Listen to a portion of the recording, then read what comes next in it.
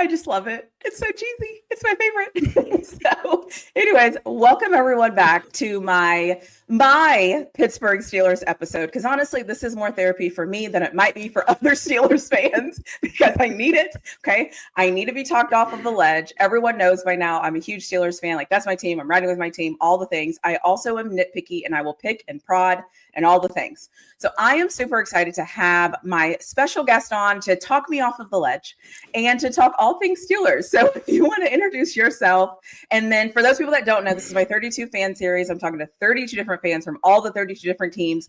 I am not immune. So that is why I am doing this with somebody else for the Steelers. I don't want to answer my own questions. So thank you for joining me. And then I'll turn it over for you to introduce yourself as if, people know who you are. Go for it. So without a doubt, I guess today I'll be moonlighting as a therapist, but when I'm not in therapy mode, I'm a retired 9-year NFL veteran. Spent 4 years with the Pittsburgh Steelers from 2014 through 2017, the Killer Bee era. And man, had a ton of fun. Obviously, man, throughout my time here, won a lot of games, man, got close to a championship, AFC championship, but as a whole, man, still love everything black and gold. And like I said, man, around the clock doing content on it, and that's shown through YouTube and everywhere else. So yeah, excited to be here with you though. So let's do this. Let's go. Do it. And just before we get started, I will put all your information in the description section so everybody can be able to find you and all those different things. So this is therapy. Okay. We've already established that. So we're now in therapy and I'm expressing my feelings. Okay. So this is a safe space. This is a safe space. This is a safe sport. Everyone's going to say it, but it's safe. So, when the season started, okay, I was like, listen, we have some quarterbacks now. I was concerned heading into the season that we weren't going to have a quarterback. We have a quarterback. We're ready to go. We start winning games. And in my mind, I'm like, we can do this, I think. But I slowly started to see some things that I was like, oh my gosh, this offense is bad. And I don't like this play calling. And then it just kind of trickled and fell off from there. And then we went to the playoffs and I was like, there's no way we're going to beat the Ravens, but we're here. So I would like to know from your perspective, how did you view the 2024 season? And what song would you use to describe that 2024 season? Listen, that 2024 season was an absolute roller coaster of highs and lows and everything in between. But instantly, when you asked me about the song that popped in my head, I wanted it to be nice. I wanted it to be fun, but I was like, we're on the highway to hell. Because it was just like, man, think about it, right?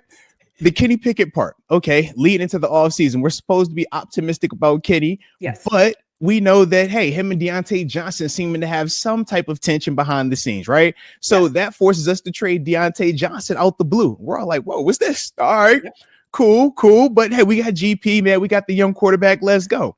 So then, you get Russ. All right, optimism is feeling good. We're up, and then we get the reports that KP wasn't as happy about the decision, wasn't as fond of the new guy joining the squad. So then he requested to get up out of here.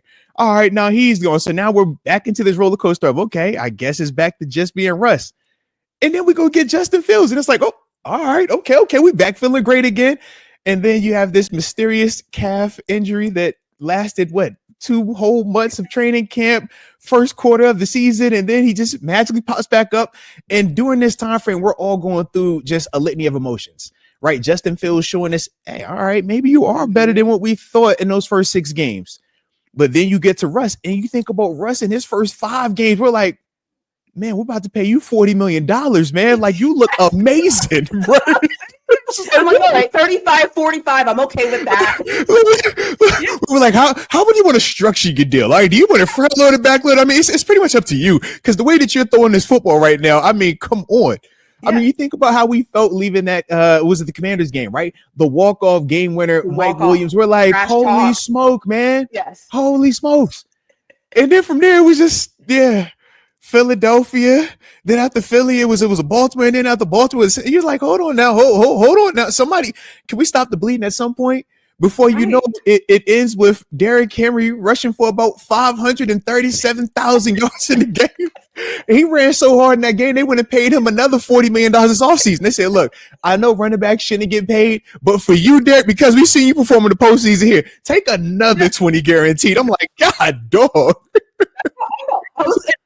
People are like, the Ravens are scared to play the Steelers. I'm like, no. The Ravens are scared the Steelers organization logo. They're scared to play this team. Okay. Right.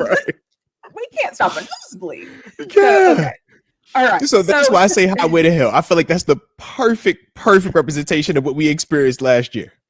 Right. Okay. So here's the thing I can't get people to understand. And maybe as a Steelers fan, I'm privileged. I'm aware of that, right? I've never experienced a losing season, right? I have Mike Tomlin. I have stability. Hey, listen. I'm privileged. I'm privileged. All right. I know this. Privileged. I'm very privileged. However, at some point you have to go, guys, can we do more than that? Can we be better than? I always say in all my videos, I say the Steelers are the best average team around. We do average like nobody's business. Like elite average, level, elite. We are elite average. Like so my thing is, so heading into the offseason, I'm like, okay, if we're going to be elite average, because that's where we are right now, how do we how do we become different? Right. So I'm thinking, cool.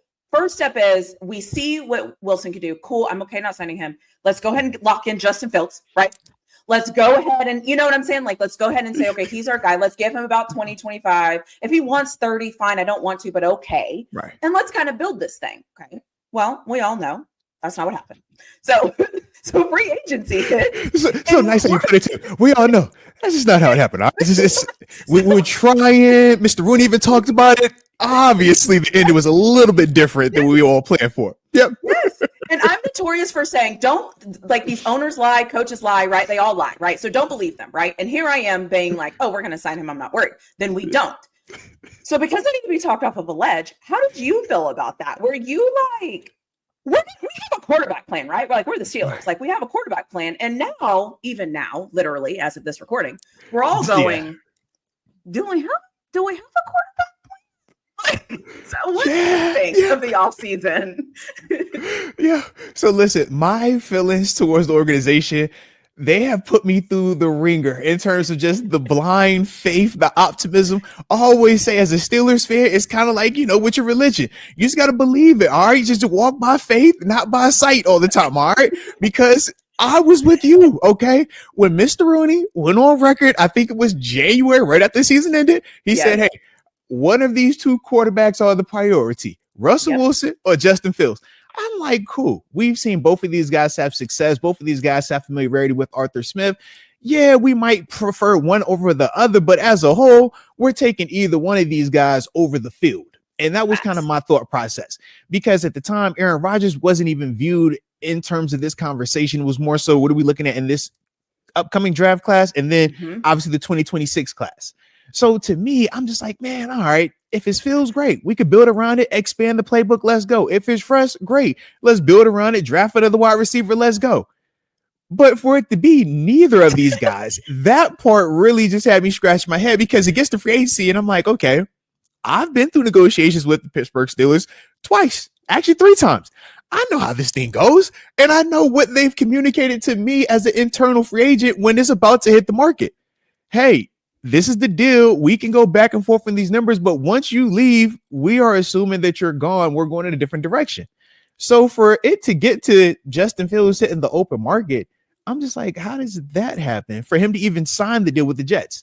Then we're just waiting, and all of a sudden Aaron Rodgers pops up, and I'm like, okay, all right. I mean, we've done the, older quarterback, expensive, who's had a crazy legacy, but in terms of the most recent, 12-month span, questionable play.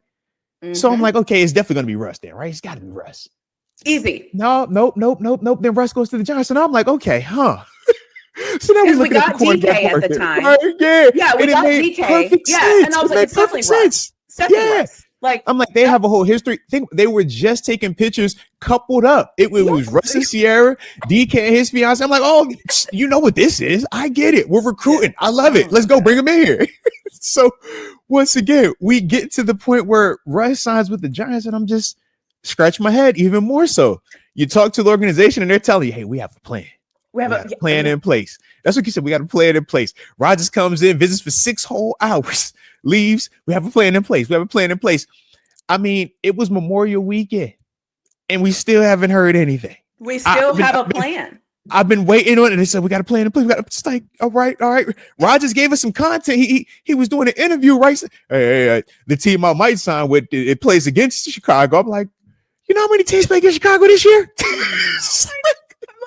Why I got to go through the process of elimination? Why do I have to go down this rabbit hole of, all right, is it this team? All right, but this team times East Coast, but what was the time zone here? I don't want to deal. Rodgers, are you playing or are you not playing? So the way that I've just felt about this whole all-season quarterback plan has been head-scratching, to say the least. And I am on my last rosary bead of trust in the organization. I'm just like, come on, baby. Come on, baby. All right. Yeah. And do you know what else is crazy about this and why I say I'm a privileged Steelers fan? People are still like, and the Steelers are going to win about 9 to 10 games.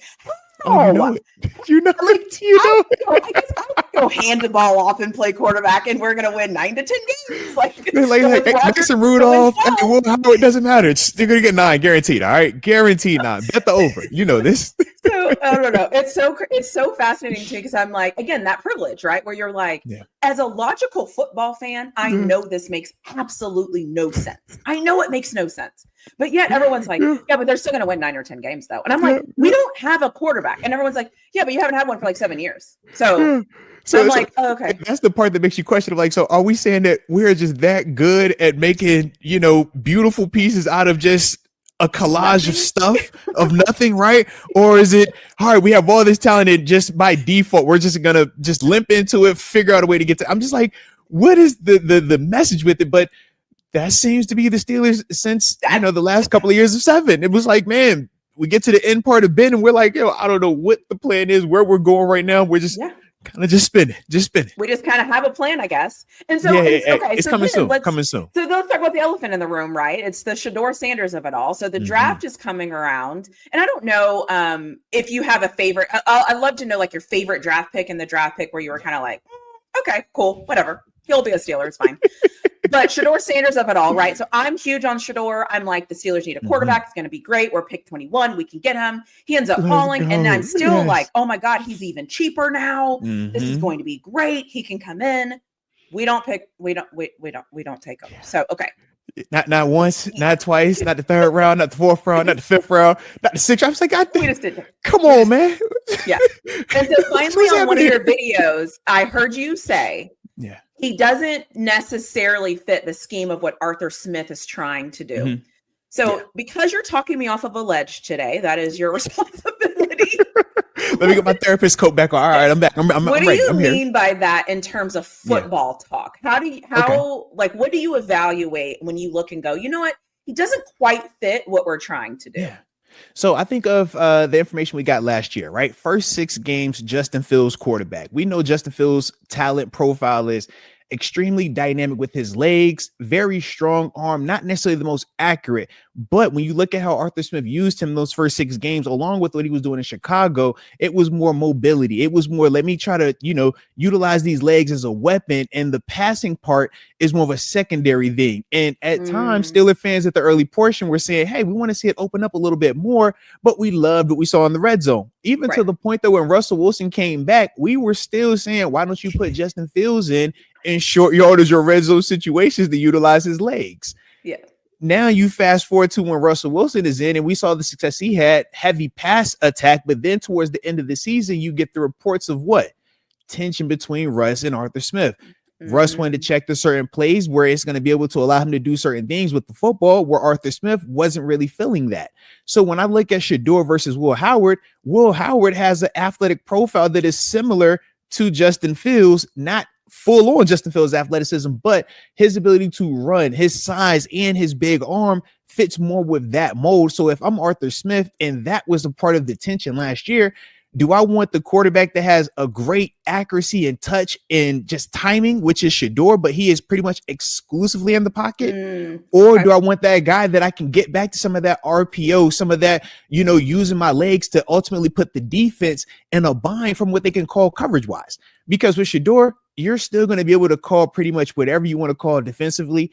And the goal is either I can pressure him to speed him up or I can confuse him with coverage. With a Justin Fields or a Will Howard, you have to be careful with the pressure element. You have to be careful with the man-to-man element, because if they make one guy miss, they can go for 20, 30 in Justin Fields scenario. He can go whole 80 yards. So that, to me, when I look at just the two differences of, characteristics athletically, I say, well, okay, if you weren't just completely in love with one of these guys, and that's what we always say in the draft, if you love a guy, you're going to take him in the first or second round. You just absolutely love him. So if you don't love him, now we're looking for a fit. Who fits the scheme the best way? And to me, that was why I looked at Will Howard, but even more so before we got to Will, I thought even Jalen Milroe. But clearly, to me, I just don't think that they loved him like that. And that was why they just passed on him. But I thought Milroe would have been a perfect option because he once again fit too the Justin Fields model. And that was kind of what I was starting to pick up on. So that was why I said that about Shador, even though for me, I prefer Shador over any of the quarterbacks. Cam Ward has a rocket arm. I love his game, but to me, I'm a Shador guy. Like, I love his moxie. I love how he's able to go from Jackson State to Colorado and have whatever pieces around him, but his game still traveled. And even when the O-line wasn't the best and he got hit a ton of times, for every time he hold up that watch, I think about how he had to get up off that ground and how he never once laid down there and acted like, oh, this was too tough. So to me, I love that about him. And that was one of the big things that made me a fan of his game. Yeah, no, I agree. And I think it's funny because I think football wise, I think what you're saying makes all the sense in the world. I think it's when your personality, what you want personally creeps in, you're kind of like, but we couldn't make it work. But and then he's cheap. I'm like, right? Shador. He's the fourth round. Too. Yeah, it's fourth round. Like, this is cheap. Yeah. Like, what? Anyways, we didn't do it. It is what it is. But listen. If he goes to Cleveland and lights it up, don't you do it. Don't you do it. Don't you do that. Stop it. We not speaking It's supposed to be a fair. This supposed to be family friendly, all right? Don't get up here and start talking all that nonsense, all that crazy stuff. Oh, what if he goes to Cleveland and all of a sudden he's the chosen one? Oh, yeah. Can you imagine? Oh my God. I said, don't you start that. Don't ruin my day like that. We're supposed to be having a good time. Everything is cool. We vibing out. Don't start that. Pretty please.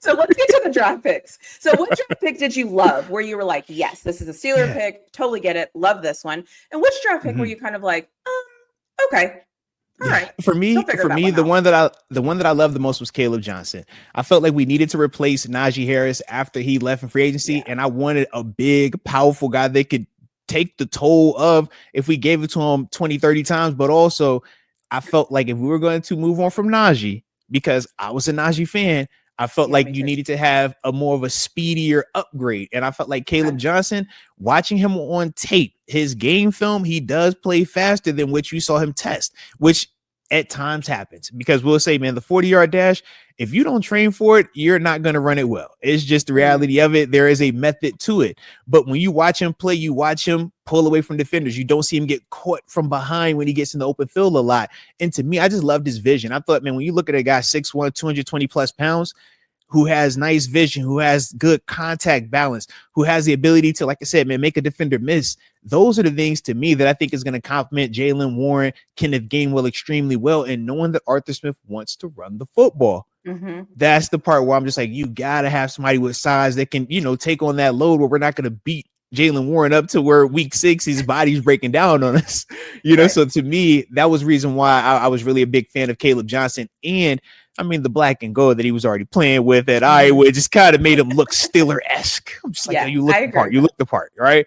Now, the one that made me scratch my head, but I'm still a fan of it just because I'm biased to the position, Jack Sawyer.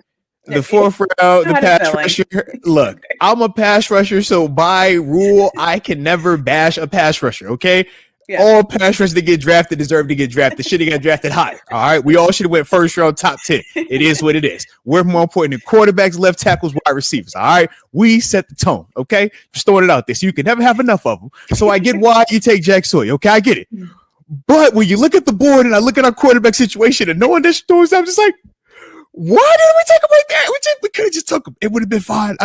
That was the one for me. That was definitely the one. And I mean, have you seen? I don't know about you. Have you looked at our pass rush depth chart right now? We might, we got the best in the world. His name is TJ Watt. Then we got this other guy, Alex Highsmith, who done the double digits multiple times, and we got the young Hawaiian. How about young Nick Herbig? You've seen how he plays, right? Yeah. I'm just like, I don't understand. I know. We needed another one, I guess.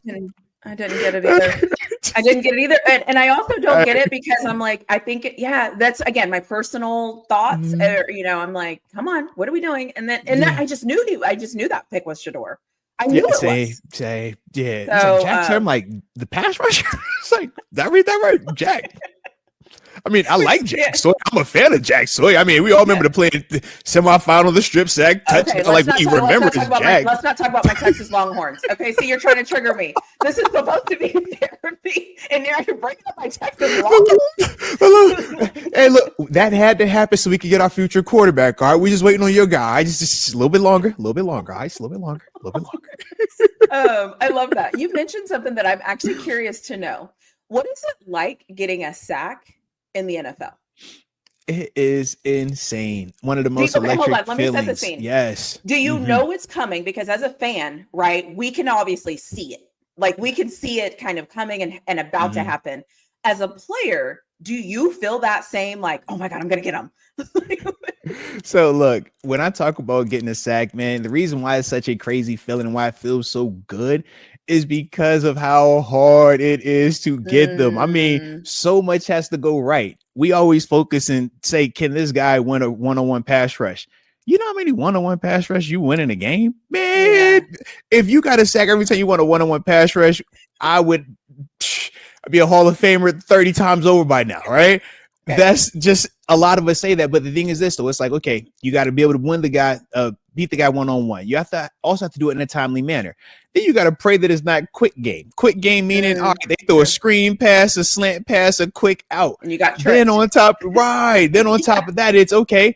Did somebody line up offsides? Was there a penalty on the play? Don't tell me it was a defensive holding. I know this DB did not bump this. I know you did not grab this wide receiver when I just got this. I know you would just do this.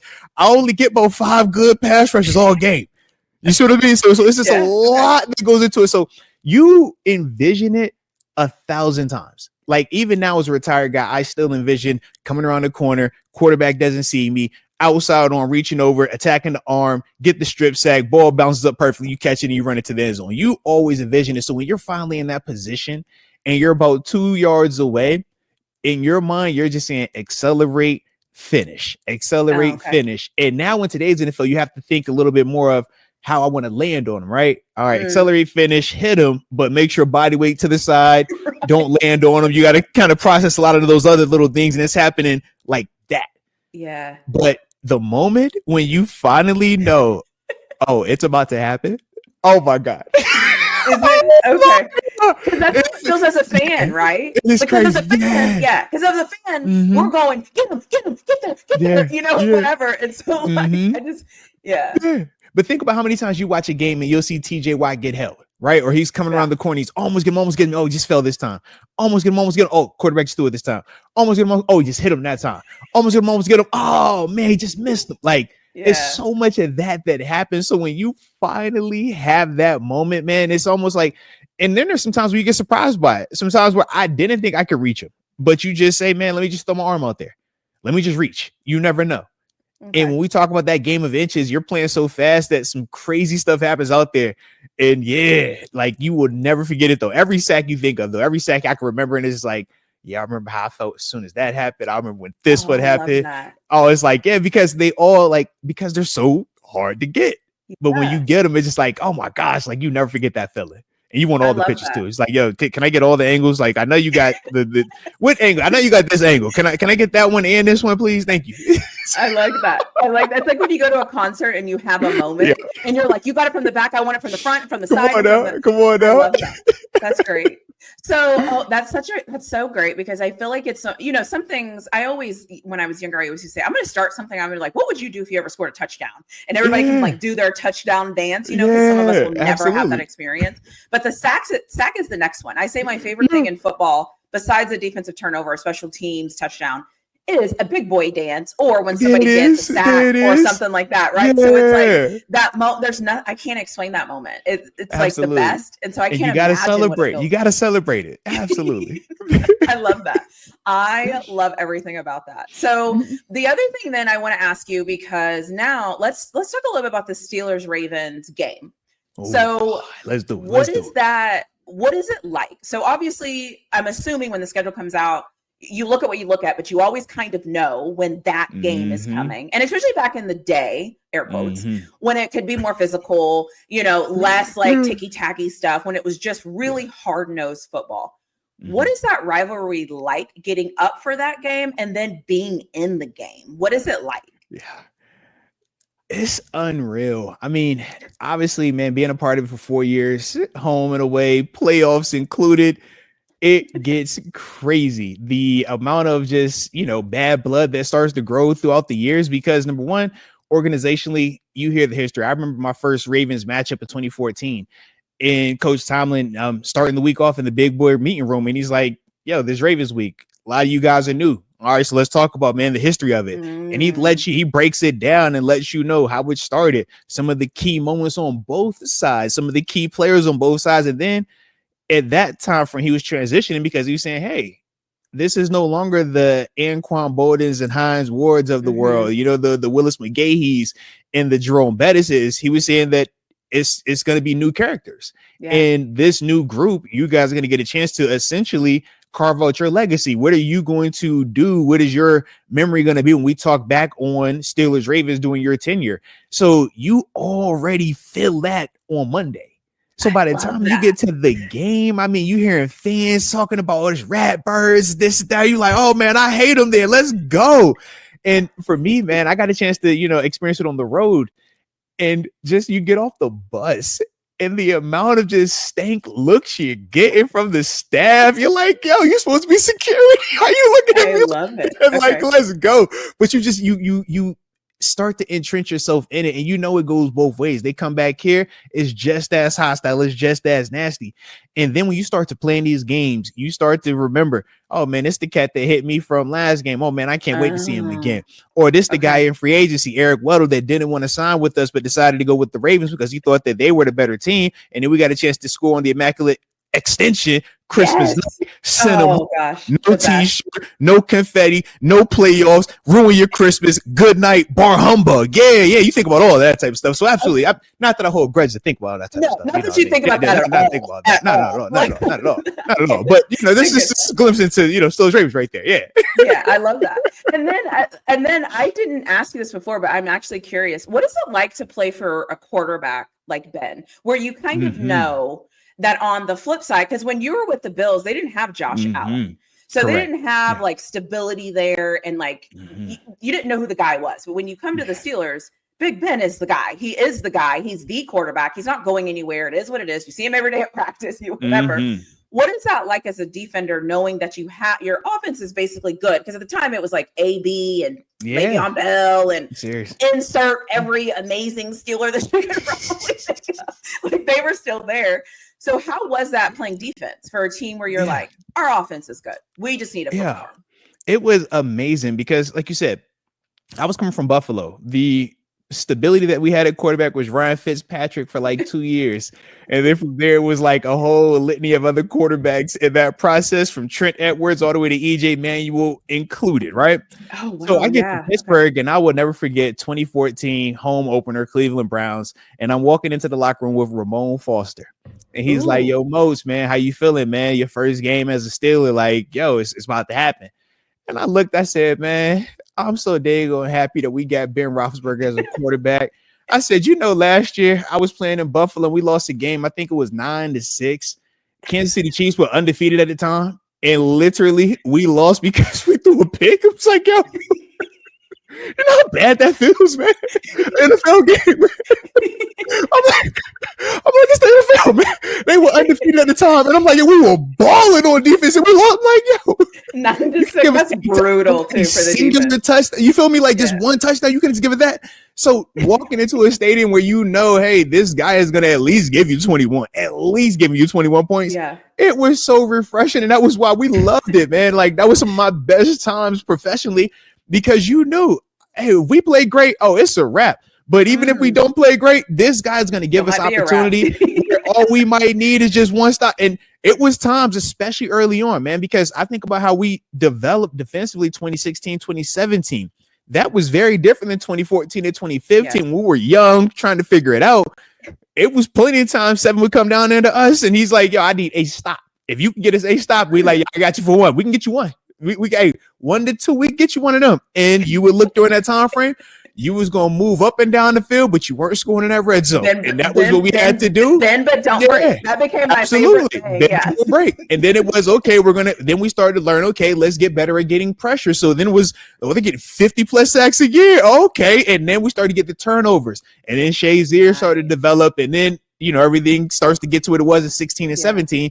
Just obviously, we know we have the injuries and stuff like that. But yeah, man. Seven's a lifesaver. That's what we always love. Something like, yo, you can't talk bad about Seven. No. And I have my qualms about Ben as a fan, right? Because as a fan, you're supposed to, right? You can always nitpick.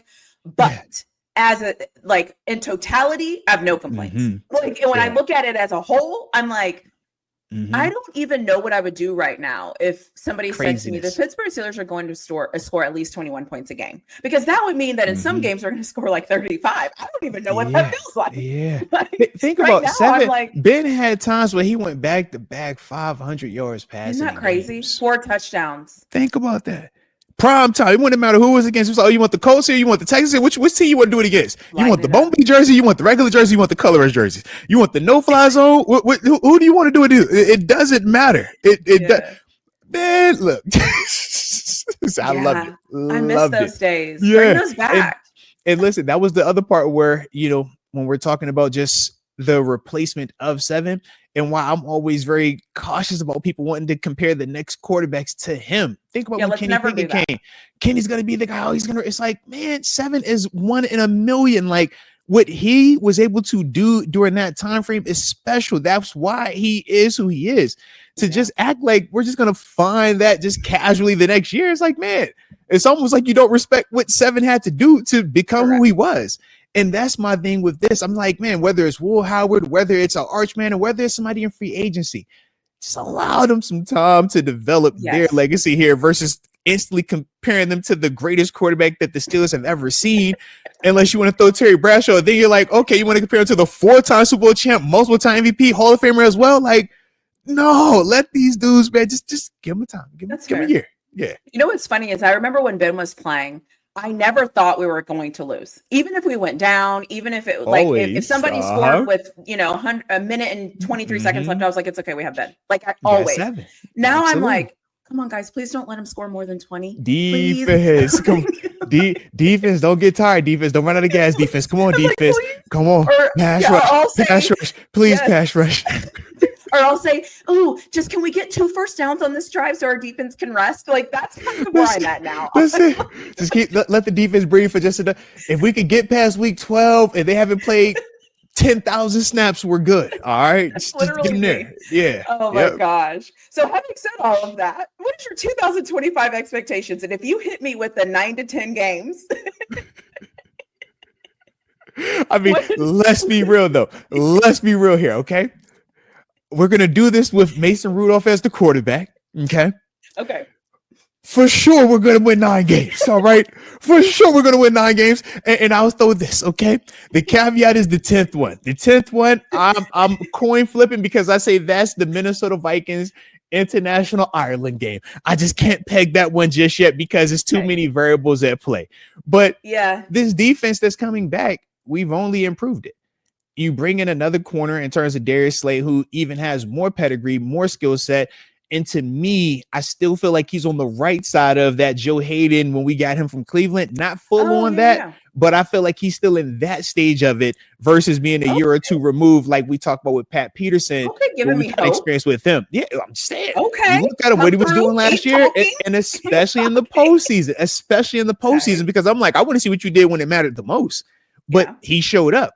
So I look at that. I look at, once again, this pass rush and the extra that we added to it in Jack Sawyer. So now you're telling me I have depth. So TJ Highsmith, if you guys come off the field, I don't have to feel like there's a crazy drop off in my production. I look at the oh my goodness, the Derek Harmons, the YA Blacks that you brought in as well. So you're telling me also now that we're not going to allow teams to rush for 300, 700, and whatever, how many yards that Derrick Henry ran for last year as a total. All right. We're also feeling like we're going to be able to stop that. So now all I have to do is essentially on offense, don't turn the ball over. If it's worst case, Justin Fields' first 6 games, that model was don't turn the ball over. That was the Duck Hodges from 2019 model. Don't turn the ball over. Don't kill us. We're going to run the ball. On occasion, you got to make a throw or two a game. If you can do that, we're going to be fine. And the reason why I feel better about Mason is because, I mean, shout out to Kenny Pickett, but due to him not taking the field, that opened the door for Mason. And we saw Cincinnati, we saw Seattle, and we saw even Buffalo to an extent where it was like, yo, Mason showed that he can produce. He showed that if you give him the amount of time and all the variables are right, he can drive that car. So to me, I just say that's a 9-game situation right there. And yeah, like I said, that Vikings one is the coin flip, because young quarterback JJ McCarthy, I'm like, I'm not afraid of a rookie who's going to be in his 4th game ever as a professional overseas and you see overseas. What I mean? Like, but think about it, right? We'll say that game and everybody's like, oh, it's Minnesota. Oh, you can't be just Jefferson Jordan. It's like JJ McCarthy being his 4th game professionally overseas versus the Pittsburgh Steelers. I'm not afraid of that. Drake May with new not new coordinator, but he just came back from, chilling in terms of Vrabel. Josh. Yeah. And McDaniels over there as well. But it's like, once again, versus the Coach Tomlin defense of the Steelers, who we always say their defense is always nice. It's late in the year we got to worry about them. But those are the things I'm just like, well, shoot, the schedule kind of is the same as last year, where the back end is where it gets weird. True. Usually we get all our credit on the front end anyways. Yeah, right. Because usually by the end of the season, we're like hanging on. You see what I'm saying? We're limping by then. We're limping by then. And that's why I'm like, that's the 9 and 10 right there. But once again, when we're talking about that postseason part, that completely is based on with this quarterback. If it's Rodgers, I'd like us to win one of them. If it's not Rodgers, I'm scared. We'll pray about it. We'll keep it in our thoughts. Okay. But yeah, no, that's kind of right. That's kind of where I'm at. I'm like, again, elite average. When you're elite average, that's what you're supposed to do. You're supposed to do exactly what you just said. And we're going to, let's be honest too, we're going to beat somebody we shouldn't also. Something on that schedule. That's the Tomlin victories. We get 2 Tomlin wins and 1 Tomlin loss every year. 2 Tomlin wins, 1 Tomlin loss. It's not going to see us coming, and we're going to beat them, and they're going to be like, how the hell did we just lose to those guys? And look, and Coach Tomlin's going to do his signature. Beat his chest. You know how he does it. Come on, man. He'll do his point. Come on, man. You know how he does it. Yeah, I agree. Okay, we're in there. Listen to this for too long. It's just too long. You see it. You know what it is. That's what he does. It is. So oh my gosh, that is actually hilarious. So because he does the same thing. This is the thing. You know it. Yep. I love that. Okay. So who do you think is the most like underrated position group? Like who do you think is the underrated position group or underrated player that just as Steelers fans, we don't really pay attention to him. We just expect him to do what he's supposed to do, but we're not ever going to be like, hey, he's good. Well, this was easier last year. I feel like now he's getting talked about a little bit more, but Deshaun Elliott, he's the guy for me that I felt like, man, when he got in there on that back end of the defense, he I don't want to say he was the perfect Band-Aid because to me, he's more than a Band-Aid, but we complained about when it was Edmonds, it was all physical, no coverage. Mm-hmm. When it was Casey, it was all coverage. We couldn't really keep him out there to, maintain the physical portion of it. But with Elliott, you get this nice blend, a big body dude who got dog in him too. You watch how he talks both in real life and on life. Like, yo, you be talking, man. God, dog, you talk a lot. But ultra physical, fundamentally sound, always in the right position. Like to me, watching how you freed up Minkah Fitzpatrick this past season, it really allowed Minkah to get back to moving around and doing some of the stuff. And we finally got a turnover. We want even more turnovers to come back. But it was like, man, it felt so refreshing to just get that. But to me, that's the Deshaun Elliott element of it. So even though, like I said, he's not the marquee name of a JPJ, he's not the high-end free agent signing that a Patrick Queen was, and he's not the all-world player that TJ Watt is, But to me, he is like that glue guy that you need him to make this defense go as smoothly as it's going. And I think to make it continue to go even further, he's going to have to step up even more. So just with some of the cover stuff that they're going to ask him to do, when you're looking at just some of the movement that we're getting in that linebacker spot, because with Noah Landon Roberts, I'm questioning, are we just going exclusively Peyton Wilson, Patrick Queen, or if Malik Harris is getting involved in there, now we have to look at a Deshaun Elliott and some of that coverage stuff and say, hey, you got to step up and really be able to answer this call right here. And that's some of the things that I'm looking at him and saying, all right, I know you're capable of it, but you still got to go out there and actually, execute it and produce it on a week in and week out basis. That's fair. Yeah. And I'm hoping Patrick Queen didn't have a bad year last year. So what I'm saying is not because he had a bad year. I just hope this is the year where he's a little bit more consistent. Yes. I think might be a better way to put it. Because I think there were some moments where I was like, oh, okay, I see you. And then there were some moments where I was like, where did you go? And I don't know if that's just like system growing, whatever that is. It was multiple things. And like I said, I'm a Patrick Queen fan. Even when he was in Baltimore pre-Roquan Smith, and then when Roquan got over there, it's like, man, all right, I really like your game, even though I shouldn't like your game because you got the wrong colors on. To me, man, I thought it was a couple of things. I thought early on it was a conditioning part, and not necessarily exclusively on him. This is part of just like today's NFL with them reducing preseason games, with them reducing the amount of time you're on the field. And then on top of that, when you're the marquee free agent signing, you're the guy that doesn't take all the reps because they don't want to utilize you and overuse you in training camp. So what happens is you don't get the reps. And when you finally get reps is week one. You don't play in the preseason. So when you finally play in the game is week one, you're like, oh my God, my lungs are on fire. I can't think right now. Like I'm trying to just breathe. So you go through the first month of just trying to do that. But when you're the marquee free agent, you don't get that luxury of an excuse. And that's the part where I say, as a professional, you dropped the ball there. It wasn't exclusively your fault, but because you're the player, that is on you. And I think for him, he will understand that. And I thought that you saw him at times when he was in shape and all the way locked in. Those are the moments you were talking about where you would see the flash, you would see the production. You're like, okay, this is why we paid you. Right. But then you get to where he gets bumped up a little bit. Then you get the postseason where he's dealing with the flu situation. And that just wasn't his best go. He tried to go flu game. Not everybody should do flu game. Some people just take the L, just sit over there with all due respect. Y'all know that. All right. I just thought that was one of the ones where it was like, yo, I like the intent. It was the execution. It just the follow the way it hit the way it was supposed to hit. You know what I mean? So it was like, we saw you getting carried off the court, but we ain't get the 40. Yeah.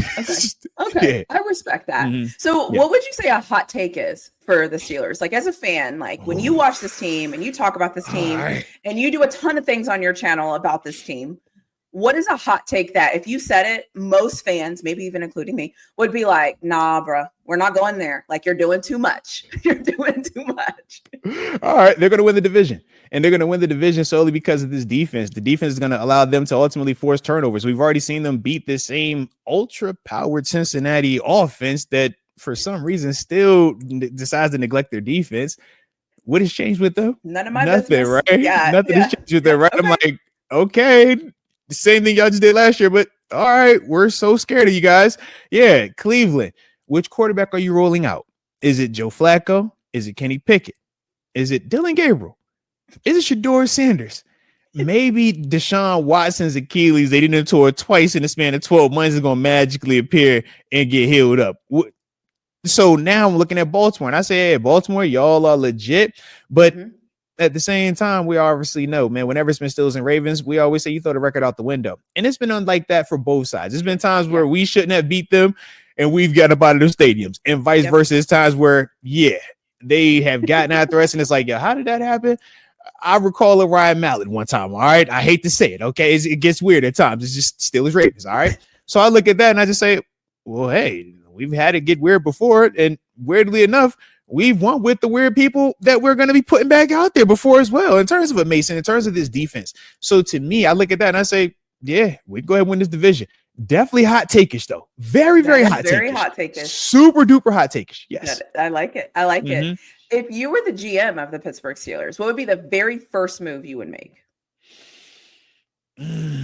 Now, why you got to give me the GM sticks at this part of the all season? I wanted the sticks like 2 months ago. Listen, there's only one right answer to this. All Don't right, screw this up, okay? Like, God, dog, that's what I wanted personally. Like, why you want to do this to me? You know what I'm saying? Like, at this stage of the off season, heck, I feel like I got to call right. Hey, Mr. Aaron Rodgers, I don't know where you're at right now. I don't know what you're doing right now. All right, whatever the number is.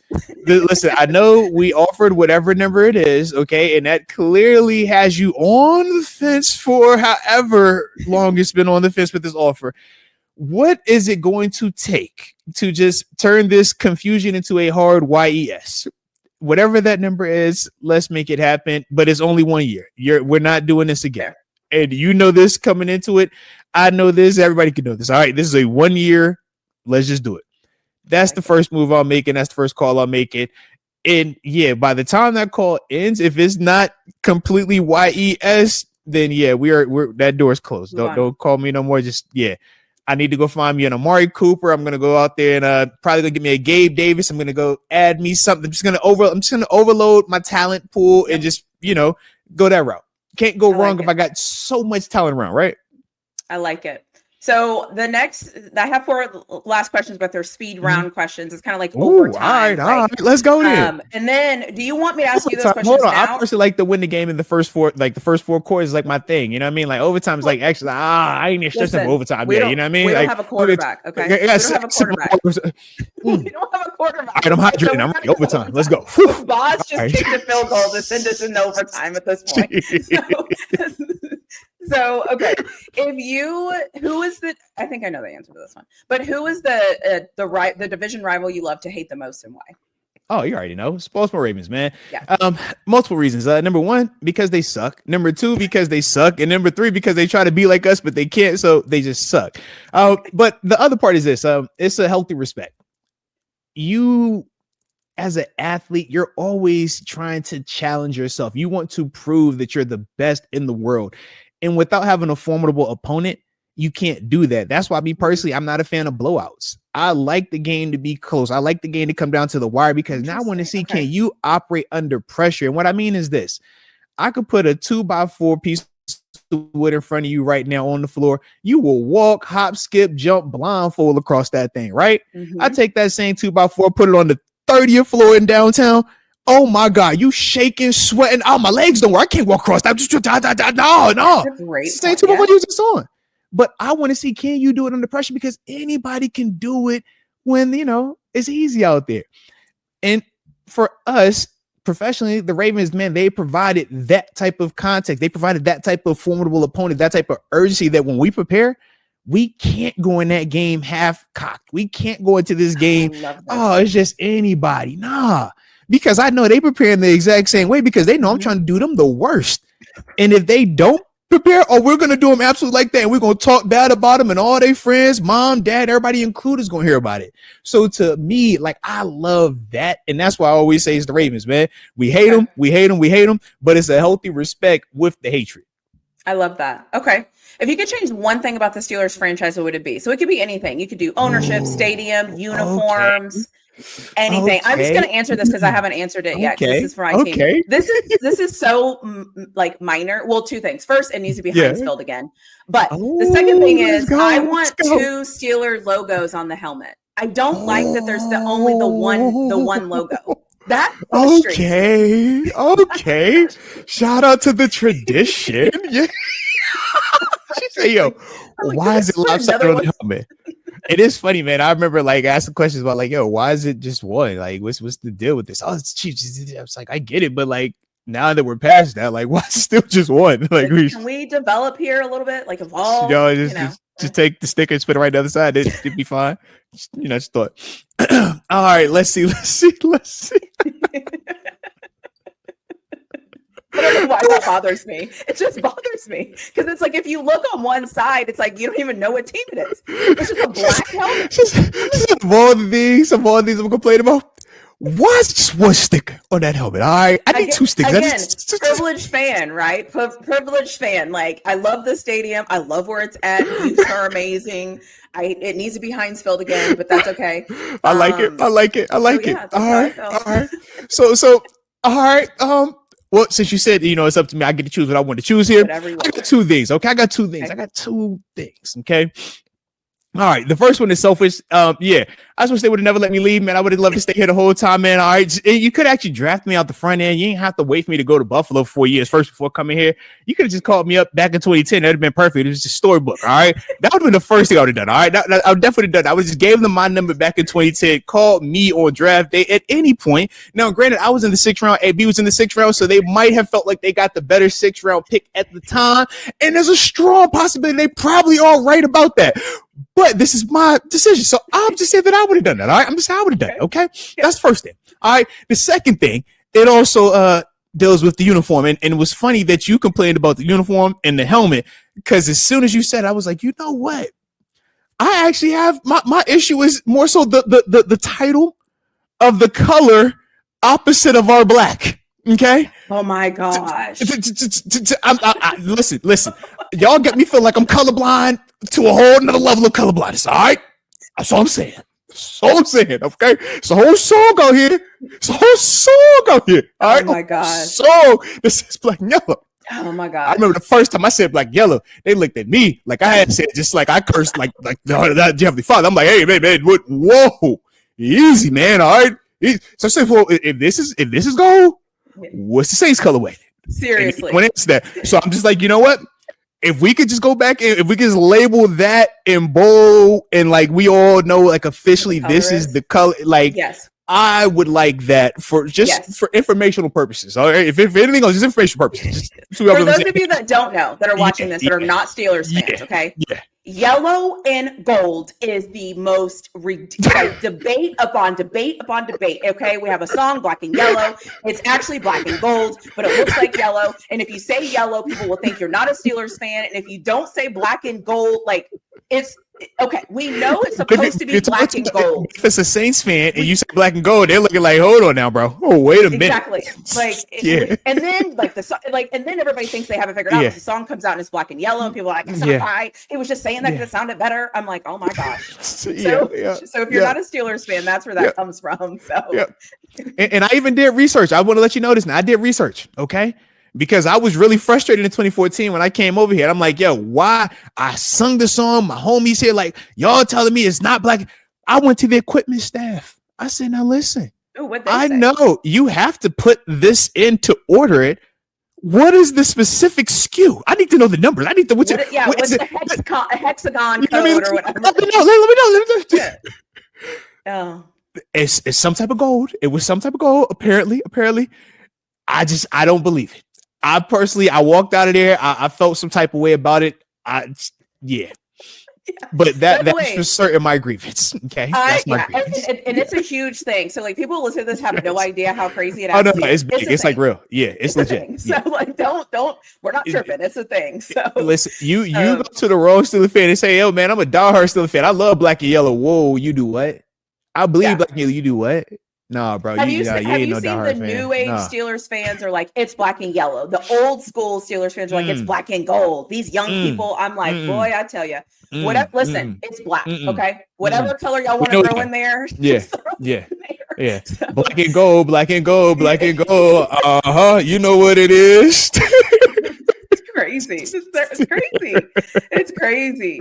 So my next question is, if you could swap one question, if you could swap one player from your rival with your current team, who would it be? Player swap. Who would you swap? Oh man. See, and you don't have to be the Ravens if you want to use the Bengals or the Browns. Because look, I was about to say it was a name, and I was like, if I say this, I don't want it to come off as messy. So I don't want to be messy. So we're gonna leave that one alone. But I definitely have one. I was like, I they could swap it. Swap them back. I know we saw. Are you talking about Lamar? No. The quarterback of the defense. It was like Roquan. Like, hey man. Oh, interesting. I mean, Roquan one of the ones, man. He one of the ones, man. Roquan. Well, that's your answer. I didn't know if there's anybody else in the division that you wanted. But of course. I mean, listen. If I'm gonna get the because you said my rival, all right. Bengals is little brother. They do all that, but just like yo, shut up and sit down somewhere. All right. That's how we look at them.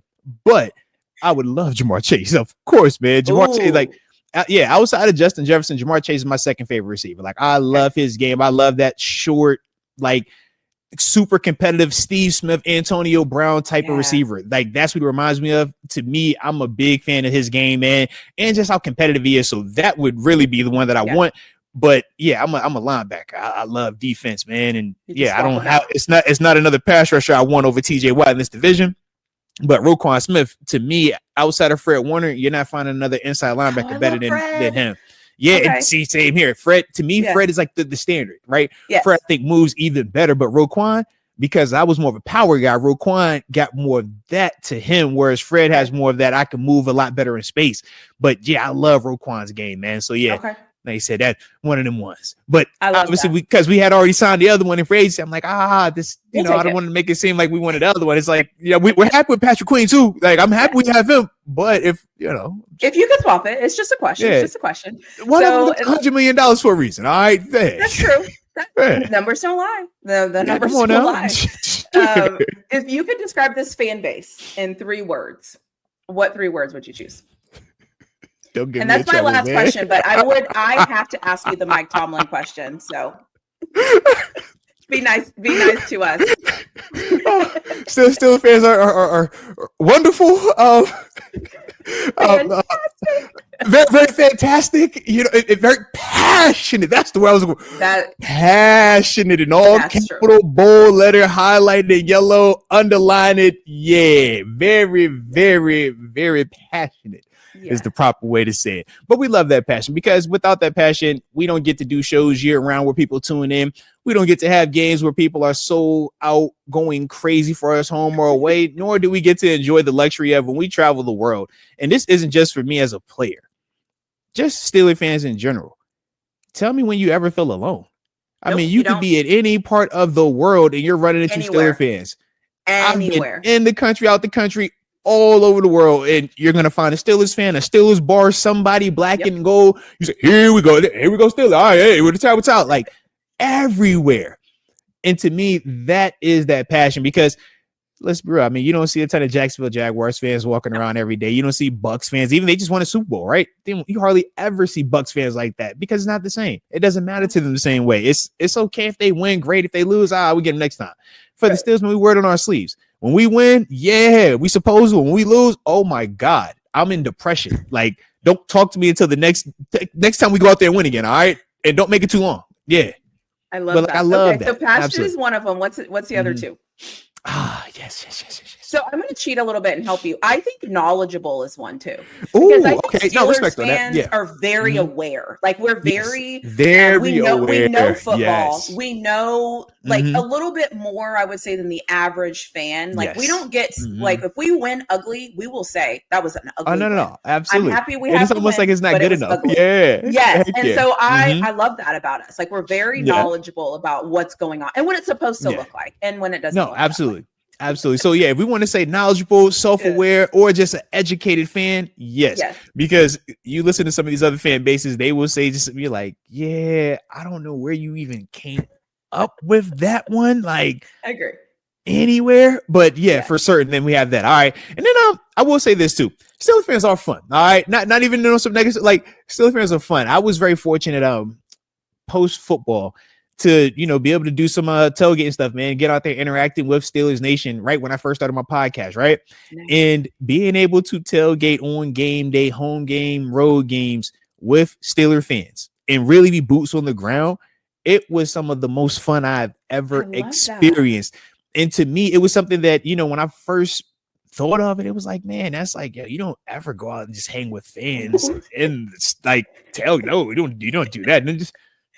No, we're a fear. You know what I mean? Like, that's how it's supposed to be. But it was like, why would I go hang out with these people? Yeah, but it was so cool, like, to travel and just tailgate with Steeler fans at all these different places. And I remember, man, some of the home games that were crazy. But then I remember, man, one of my favorite games was going out to Arizona on the road and seeing how Steeler Nation literally took over. And this was the Duck Hodges, This is the game where Deontay Johnson runs back a punt return for a touchdown, man. Oh, and all you saw were those yellow flags, waving in that red. It looked so good. It was crazy. And it was like a couple of Cardinals fans in our section when I first got out there, and they were woofing the whole time. And I just remember, man, by the end, the whole stadium's, here we go, Steelers, here we go. And that was my first time. Yeah, that was my first time being a part of it from the fan side versus, you know, when you're playing out there and you're always on the field and you see the crowd take over, be like, yeah, we did that. But it felt good to kind of be pampered and be like, oh, yeah, we did do this. Yeah, let's go. I love that. But those were all the questions I had for you. I have to ask you, though. The two things I actually want to ask you, you don't have to answer both if you don't want to, but the one thing I want to know is your favorite Tomlinism. Mm-hmm. And then I want to know what it's like. I think a lot of people go into the NFL and they think that they've made it and that's it. Yeah. Mm-hmm. I would love to know your keys, or like, you know, to how do you stay in the NFL? Because I think that's one thing to get drafted, undrafted, free, whatever, right? You make the team, you're on contract, it's week 2, you're feeling great. Yeah. And people don't know that at any moment, it could not be your moment anymore. Yeah. So I would love to just know your favorite Tomlinism, because as a Steelers fan, like, you have to ask that question. And then I would just love to end with, like, how hard is it to actually stay in the NFL as opposed to just being there 1 year or whatever it is? Yeah, so my favorite Tomlinism, as much as I would love to say it's the standard, because I don't like that one anymore. It says all the time. No, but for me, it's not what you're capable of, it's what you're willing to do. Ooh, and what he means by that is this: everybody is capable of doing amazing things. We talk about how NFL players, oh, you're the 1% of the 1%. Athletically, man, there are dudes walking around that are more athletic than me. Heck, it was dudes that I played in high school with that were 10 times the athlete I was.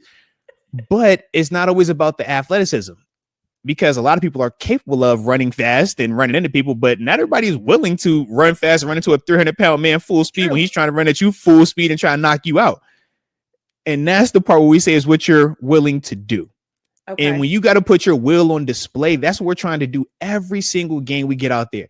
I know you're capable of beating the Pittsburgh Steelers, but I want to see if you're actually capable of going crazy behind us. I want to know if you're really willing to risk it all. Are you willing to sacrifice on Monday when it's not convenient for you? Are you willing to miss your daughter's recital on Tuesday night because you got to go out there and study some extra tape? Are you willing to wake up at 5 a.m. on Wednesday to go work out, get your acupuncture with James Harrison, get a massage, and then do all that before your first morning meeting at 8:30?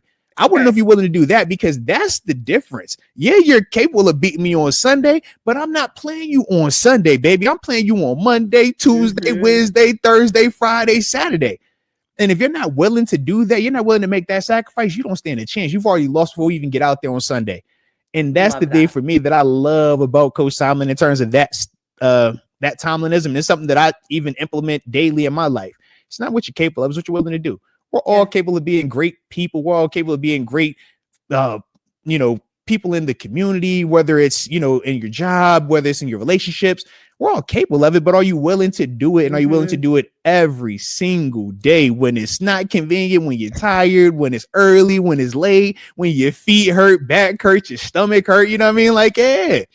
And not everybody is, but if you're special, yeah, you will be able to do that. And then when you look up, you're going to say, oh, man, that sacrifice is worth it. So that was, like I said, that's the one that I love. I just got chills. Okay. Yeah. Okay. Love that. Yep. And then in terms of the challenges of staying in the NFL, oh, it's extremely difficult. We talk about the NFL draft. You talk about how every year the top, 200 and however many players get drafted, 40 something, right? 50 something, whatever it is. Yeah. They're basically saying we're bringing these guys in to take that many jobs out. Imagine at your work spot, right? Wherever you work at, whether it's, insurance, whether it's in childcare, whether it's, in the fashion industry or whatever it is. Imagine if every year they told you we're bringing roughly 300 people in here to take your job, and you got to prove that you're better than any of those dudes at any given moment. That's a different level of pressure. And that's just the one that gets talked about. Because what people don't realize this, you brought up week 2. Let me tell you how it goes, though. Tell me. On Tuesday, week 1, right? On Tuesday, you got this thing where, hey, you got this workout. You're like, hey, who are these guys over here? They don't work for us. Like, I know my team. I know these guys, right? Who are these guys? Oh, these are your daily trials. what are they trying on for? Oh, well, these are cornerbacks. So we're trying to find if any of these corners are better than the corners we currently have here. Oh, huh. Well, you come in on the next day. Hey, those guys look like linebackers. What are they there for? Oh, yeah, they trying for linebacker. Why? They trying to see if any of them are better than any of y'all. Oh, whoa. I thought it was just the draft. I thought it was just demo. No. This is year round, baby. This is year round. Undrafted dudes, the same concept. So you constantly have to prove it. And then those are the ones that are in your face with it. We all love how we find those diamond in the roughs, right? We talk about a Kelvin Beachum. We talk about an Al Villanueva, right? We talk about all these guys that nobody knew about. Well, that's this other department called the scouting department. They year round, whether you're playing or not, they're going out and finding dudes. Hey, man, I know this guy doesn't even play your position, but I think we could change him into your position. You're like, bro, what? Mm-hmm. So when I tell you you're constantly having to perfect your craft, you're constantly trying to keep your foot on the gas pedal, and you're constantly battling complacency, because as soon as you feel like you've arrived, that is when they will take your job. And that's just from the performance element. That doesn't even involve when you get hurt. That doesn't involve when you get to that second contract. And now the conversation is, hey, what I'm paying you has to justify you being here. Meaning this, before your contract that you got rewarded for all that hard work, all them sacks that you finally got, right? Before then, heck, you just had to worry about, being better than one of those guys. Right. Well, now that we're going to pay you some substantial money, well, now you need to be better than 2 to 3 of those guys, because what we're paying you is essentially what we could pay 1, 2, 3, maybe even 4 guys, depending on who you are. That's I never thought about that. That's a whole other element to it. Absolutely. And I was one of the fortunate guys to, be able to live that whole experience out, being a late round draft pick where there aren't expectations, but you're constantly having to fight to make sure that they don't bring a guy in to take your job. Then you finally get to that spot where you're the starter and you get that second contract. And now you got to justify your existence. And that's what Coach Tomlin would always say. Most justify your existence. You got to justify it because we're paying you now. And yeah, that money looks good. That check looks good. When you go sit in that car, that house, it looks good. It feels good. But just know we're trying to recoup. And we're going to recoup either with your production or I'm going to recoup with another player here. You're like, God, dog, like I thought you paid because you love me. I feel like you're mad with me now that you paid me, man. Like, and that's what you have to just understand. So you never feel at ease. I literally remember being in year 9 in Arizona, and I'm like, yo, I got to be ready to get it. Like my mindset, as soon as this training camp, I have to be ready to kill, because they're looking at you and they're saying, man, you're too old to be out here. You're taking somebody else's spot and you cost too much in year 9. Your minimum in year 9 is worth what a year 4 guy's making. So you can't just be out here and just be a guy. So you have to understand that there is expectation. You're always trying to prove it. But to me, I always say, man, you can complain about that, or you can say, I get to be in that position. Yep. A lot of people want to be in that position, but not a lot of people earn it. A lot of people get the right to be in that position because they ain't sacrifice it. So when you're in that position, don't complain about it, man. You wear it with honor. It's like, hey, bring them. You wasting time today. Hey, scouting department. Well, I don't know why y'all want to waste this money on these people, man. You giving them all this free merchandise. You know they're not going to be here. I don't know what free merchandise. Look, bro, you put them in the hotel room. That's cool. Make sure, hey, look. Make sure y'all get you some cool souvenirs, all right? Because if you came here looking for my job, I promise you, y'all are wasting your time, his time, everybody's time. You could watch me look good, but I promise you, none of y'all gonna take my job. And that has to be your mindset. Yeah. Otherwise, you've seen the other side where it really affects guys. Mm-hmm. When they hear that their position group is getting worked out, it impacts them. They're getting on, super anxious. They get tight. They're not able to perform. And it impacts them negatively in terms of their employment status.